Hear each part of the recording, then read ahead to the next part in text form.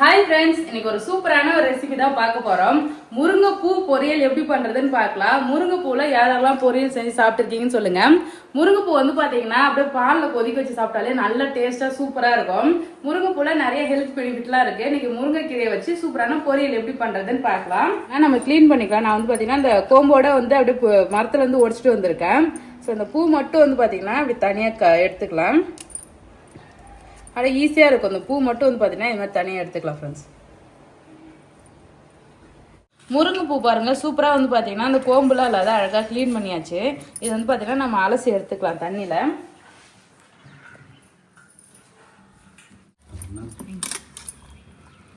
முருங்கைப்பூ பொரியல் பண்ணுறதுக்கு வானல்ல எண்ணெய் ஊற்றிக்கிறேன். கடுகு எண்ணெய் சேர்த்துட்டு கடுகு போட்டுக்கலாம். கடுகு பொரிதில் வந்து பார்த்தீங்கன்னா கடலைப்பருப்பு உளுந்து எடுத்துருக்கேன், அதை சேர்த்துக்கலாம். இதை சேர்த்துட்டு லைட்டாக வந்து பார்த்தீங்கன்னா வறுத்துட்டு இப்போ கடலைப்பருப்புலாம் செவந்துடுச்சு. இல்லை பச்சை மிளகாய், கருவேப்பிலை, வெங்காயம் இது எல்லாத்தையும் சேர்த்துக்கலாம்.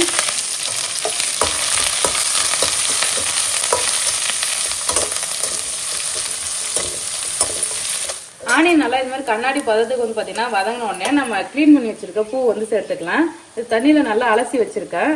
அப்படியே வந்து பார்த்தீங்கன்னா அழகாக சேர்த்துடலாம் ஃப்ரெண்ட்ஸ்.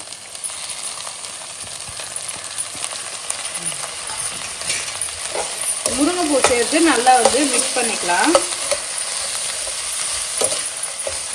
இப்போ இதெல்லாம் தேவையான அளவுக்கு உப்பு வந்து சேர்த்துக்கிறேன்.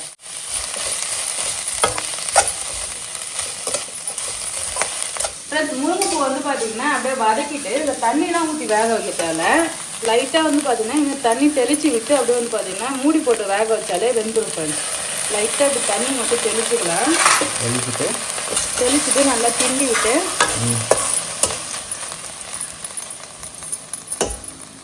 மூடி போட்டு வந்து பார்த்தீங்கன்னா குக் பண்ணலாம். ஒரு 5 நிமிஷத்துல வந்து பார்த்தீங்கன்னா இது வெந்துடும்.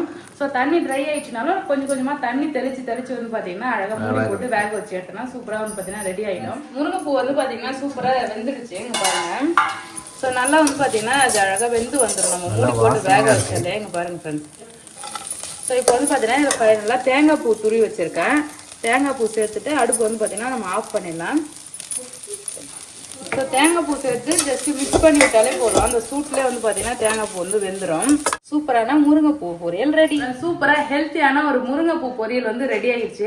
உங்கள் வீட்லேயே முருங்கைப்பூலாம் வந்து பார்த்தீங்கன்னா நிறைய பூத்துதுன்னா வந்து பார்த்தீங்கன்னா பறிச்சு இது மாதிரி பொரியல் பண்ணுங்க. ஏன்னா முருங்கைப்பூ வந்து பூக்கிறது எல்லாமே வந்து பார்த்தீங்கன்னா நிறைய கீழே கொட்டிக்கும். காய் மட்டும்தான் கொஞ்சம் கொஞ்சம் காய் தான் வரும். முருங்கைப்பூ நிறைய இருந்ததுன்னா நீங்கள் இது மாதிரி பறிச்சு பொரியலாம் பண்ணி சாப்பிட்டீங்கன்னா ரொம்ப ஹெல்த்துக்கு நல்லது. ஸோ அவ்வளோதான் ஃப்ரெண்ட்ஸ். இந்த வீடியோ பிடிச்சிருந்ததுன்னா லைக் பண்ணுங்கள், ஷேர் பண்ணுங்கள், கமெண்ட் பண்ணுங்கள். அப்படியே நம்ம சேனல் சப்ஸ்கிரைப் பண்ணாதவங்க மறக்காமல் சப்ஸ்கிரைப் பண்ணிட்டு பாருங்கள் ஃப்ரெண்ட்ஸ். அவ்வளோதான். டாடா பாய்.